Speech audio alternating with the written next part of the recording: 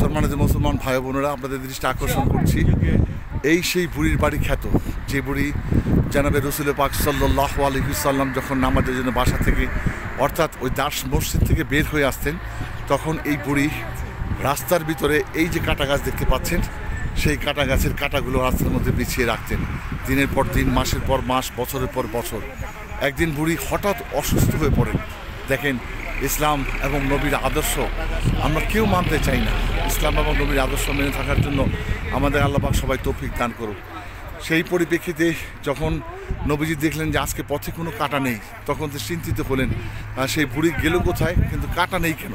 বুড়ি অসুস্থ হয়ে বিছানায় কাতরাচ্ছিল। নবীজি নামাজ শেষ করে সেই পথ দিয়ে আবার বুড়ির বাড়িতে গিয়েছিলেন। বুড়ি তাকে চিনতেন না, কিন্তু ঠিকই রাস্তার পথে কাটা বিছিয়ে রাখতেন। তখন প্রশ্ন করেছিলেন যে কে আপনি? তখন বলছিলেন, আমি সেই ব্যক্তি যেই ব্যক্তি আপনি আমাকে বাধা দেওয়ার জন্য, ইসলাম প্রচারে বাধা দেওয়ার জন্য রাস্তার ভিতর কাটা বিছিয়ে রাখতেন। সেই কাটার সেই লোক আমি। তখন বুড়ির সাথে সাথে তওবা করেছিল, ক্ষমা চেয়েছিল। কিন্তু নবীজির এত আদর্শ এত সুন্দর ছিল যে আদর্শের ধারাবাহিকতা আমরা মোটো পালন করতে চাই না, বা তৃণমূল হাজারো কোটি অংশের এক অংশ মানতে রাজি না। সেই রকমই এই বুড়ির বাড়ি কিন্তু এখনও সেই অবস্থায় 1400 বছর আগে যেরকম অবস্থায় ছিল, সেই ইটের হাতের বানানো, ইট পাথর দিয়ে বানানো সেই বুড়ির বাড়ি আপনারা দেখতে পাচ্ছেন। সেই বুড়ির বাড়ি এবং যে কাটা রাস্তায় বিছিয়ে রাখতেন সেই কাটা গাছগুলো আপনাদেরকে দেখালাম।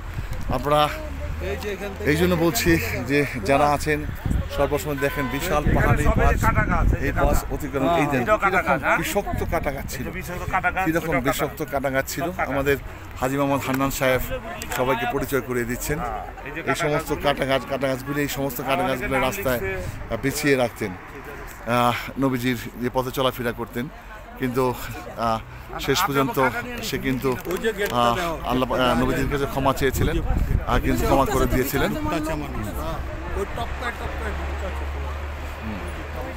সেই নিখুঁত অবস্থায় ওই আগে সেই 1400 বছর আগের ইট দেখতে পাচ্ছেন, মাটির তৈরি ইট। সেই বাড়ি করুণ দৃশ্য ছিল।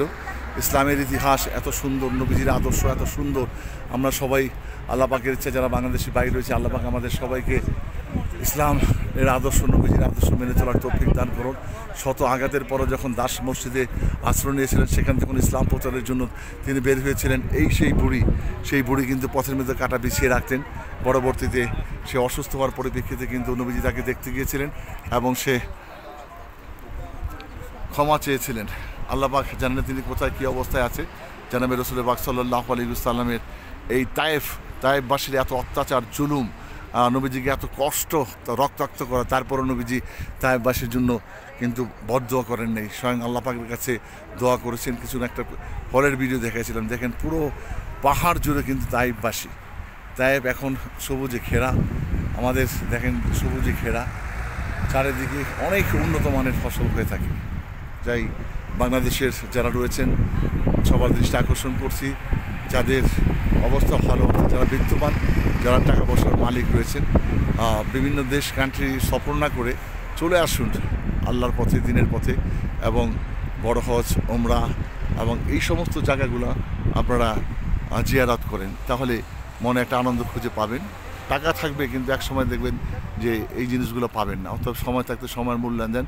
ধন্যবাদ জানাচ্ছি আপনাদের সবাইকে। রায়েব থেকে আমি হাজী মোহাম্মদ শাহিন খান আপনাদের জানাচ্ছি আন্তরিক শুভেচ্ছা, অভিনন্দন। জাযাকাল্লাহু খায়রান।